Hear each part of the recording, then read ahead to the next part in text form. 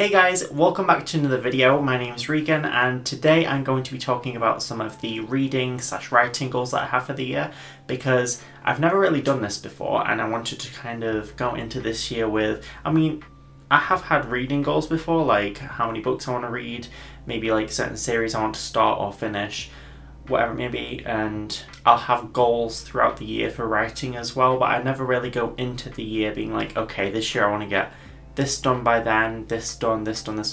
So I wanted to kind of compile everything that I wanted to get done this year when it comes to reading and writing and talk about it with you guys. Okay, so jumping right into the reading goals for the year, my first and main reading goal for this year is to read 50 books. Now, the most I've done in the past was actually last year and I managed to read 39 books. My goal for last year was actually 35, so I surpassed my goal by a bit. I didn't get to 40 like I wanted to, but that's fine. And yeah, so for this year I want to read 50 plus books. I think I can do it because last year, like I say, I managed to read 39 books, and I think the thing that really helped me was discovering audiobooks. And it's not like I've never heard an audiobook before. I have listened to audiobooks in the past, but it's very rarely that I'll use an audiobook. But I found that last year, especially when I wanted to get through big books, they really do help me to get through them a lot faster, because normally if a book's maybe, I don't know, more than 500 pages, more than 400, 500 pages, it takes me a long time to get through it. It could take me months and months and months, unless I'm like really loving it and it's the only book I'm reading and I'm like plowing through it. But that's pretty rare for me. So having that audiobook to kind of guide you through reading it, and it also helps when you're walking to and from work and like tidying around the house, doing whatever, audiobooks really help. Also, another thing I'm going to try and do this year, which I haven't really done in the past, and it's not necessarily by choice, it's just what's happened. I tend to read really big books, and I find that when I watch videos where people are like, I read 350 books this year, I'm like, how the fuck?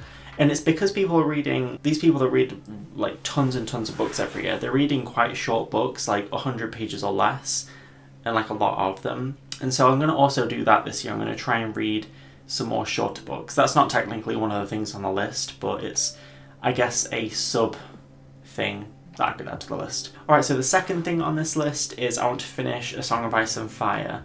And this is a series that I started last year. I'm on the second part of the third book currently, so Storm of Swords Part 2. And I've only got a feast for... oh my god, I can't say it. A Feast for Crows, A Dance with Dragons... Is it a dance of dragons or a dance with dragons? I can't remember, but whatever the last book is. But the last book's split into 2 books as well, so I've got technically about 3.5 books just over to read.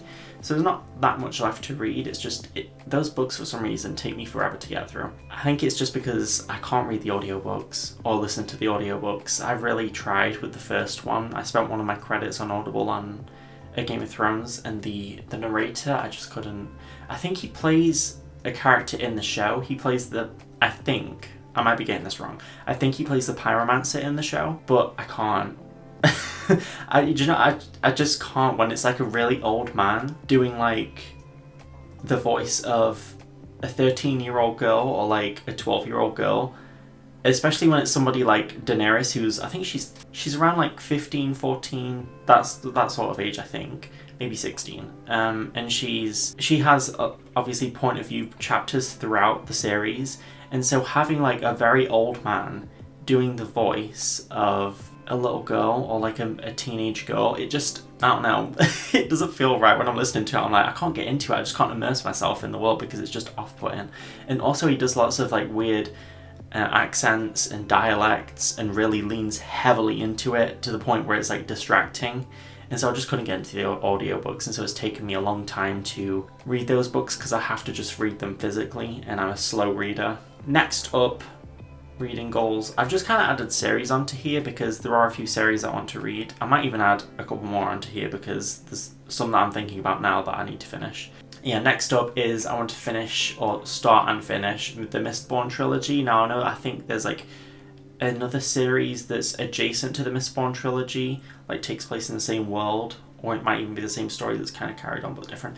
I'm not 100% sure. I don't even know what happens in Mistborn, to be honest. I just know it's by Brandon Sanderson. I have got the 3 books in a box set, and I'm going to start those later on in the year. In fact, I'm going to start the first one and hopefully read it in March, and then I'm going to finish the last two near the end of the year. And then another series that I want to get into and hopefully finish, I think I should be able to finish this one because I can listen to the audiobooks. I've listened to clips from the audiobooks and the narrator's okay. The narrator's fine from the sounds of it, so I should be able to get through them.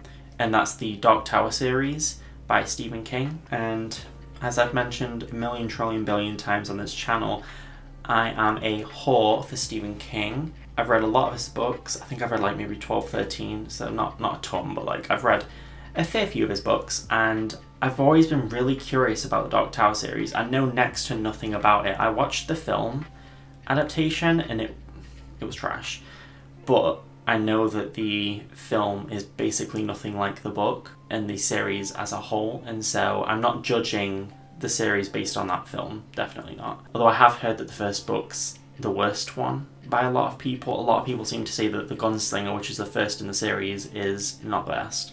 So I'm also not going to take that at face value for the whole series if I don't love it, but I don't know. We'll see. We'll have to see. I might love it. It might be my favourite in the series, but I don't know. And then the last series that I'm planning on finishing this year is the Frostheart series. And I started that in December. I read the first book and I really enjoyed it. It's a middle grade fantasy. It's basically about a young boy who learns he's got these powers called song weaving, and he can basically sing and kind of talk to these creatures and sort of control them, and people are scared of him because obviously with that power somebody can use the monsters against like a village or something and kill people with them.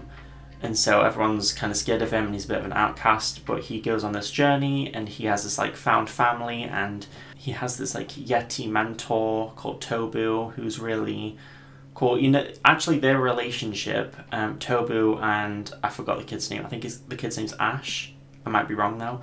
But their relationship reminds me a lot of Kratos and Atreus in God of War. Like they have a very much Atreus and Kratos relationship in that book. So if you enjoyed that game and you like their relationship, you might actually like Frostheart. Plus it's a very wintry setting, kind of like God of War as well. So I'm really enjoying it so far, and I really want to get into the next two books. It's only a trilogy, so there's only 3 books in it and 2 left. And then another one of my goals this year is I want to get into more non-fiction, because I don't really read any non-fiction at all. Like I think I've maybe read a handful of non-fiction books by choice in my entire life, maybe like 3 or 4 at most.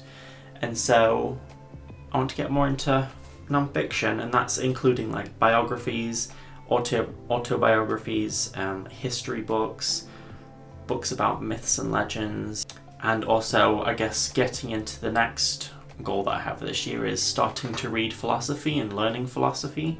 I'll talk about this a little bit later on when it comes to my writing goals, because it kind of ties in with that a little bit as well. But yeah, I want to get more into non-fiction and philosophy specifically. Alright, so that's kind of it for my reading goals for the year. So onto my writing goals. This is kind of everything that I want to do writing wise this year, because I have multiple projects going on at the moment and I'm actually about to start another one. So that'll make it 3 that I'll be working on this year. And the first one that I want to do is a short story collection. That's what I'm going to be doing. It'll either be this video up first or the short story video that I'm doing. Yeah, I'm doing like a series of 3 videos working on short stories. I'll talk about that more in depth in that video. But yeah, I always write short stories at the start of every year, and so I'm going to be working on that first for the first 3 months of the year-ish. And then my next goal is to finish my fantasy book, which I started last year. I think I talked a little bit about it, but I got about halfway through it, just over halfway through. It's currently sitting at around 61,000 words, just under. So it's just over halfway through because I'm planning on it being 120,000 words, and I want to try and get the first draft of that finished. And then also this year I want to try and finish Project Lavender. This is the first draft of it. I want to try and get that finished. The second draft, that is, because I'm on the second draft now. I am about 20% of the way through the second draft. I wanted to have it done by the end of last year, but I didn't do any writing in December. I don't know what it was. I wasn't motivated.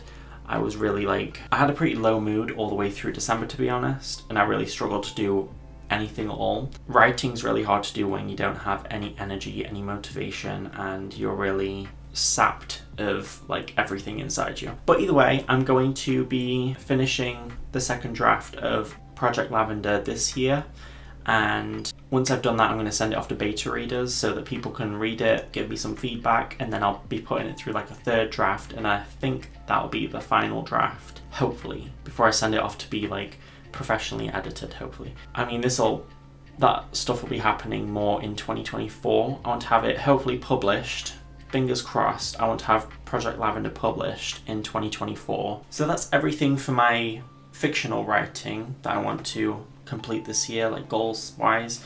And the only other thing that's writing related that I wanted to do this year is journaling. I wanted to start journaling about 4 or 5 days out of the week. I didn't want to journal every day, or don't want to journal every day, because it's not something that I can feasibly do. Like, I don't have the energy to do it every day. Also, I don't lead a very exciting life, so I just don't really have anything to write in here a lot of the time. Like, at the end of the day, I'll come sometimes to write and I'll just be like, okay, I got up, I got ready, I went to work, I got back, had dinner, watched TV, went to bed. Like, there's not much to say. But I'm trying to journal for like a few different reasons, really. First of all, I want to do it for my mental health, because I want to try and have an outlet like this where I can put all of my thoughts and feelings that I have during the day, kind of work through some stuff that I need to work through, and I can also use it as a place to put ideas for videos, any thoughts that I'm having on like stuff that I'm reading or watching on TV, anything like that. And then also I want to use it as a way to kind of study or learn more about philosophy. So as I've said, I'm going to be reading philosophy. I've already started this one, and I'm going to be journaling whilst reading philosophy, so that I can kind of, because the way it works, especially with this one, it's kind of conversations that you're reading that present philosophical ideas, and the way you kind of learn from it and ingest it properly is by almost having a conversation. There's a car outside, I'll wait. Okay.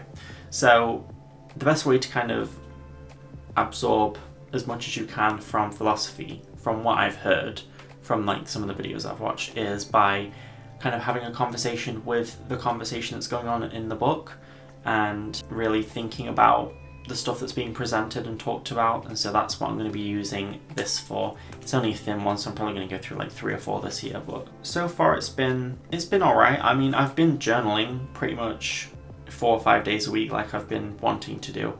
Yeah, I'm going to do this for the whole year and then see how it helps and see what it does, and see if it makes any difference in my life in the long run.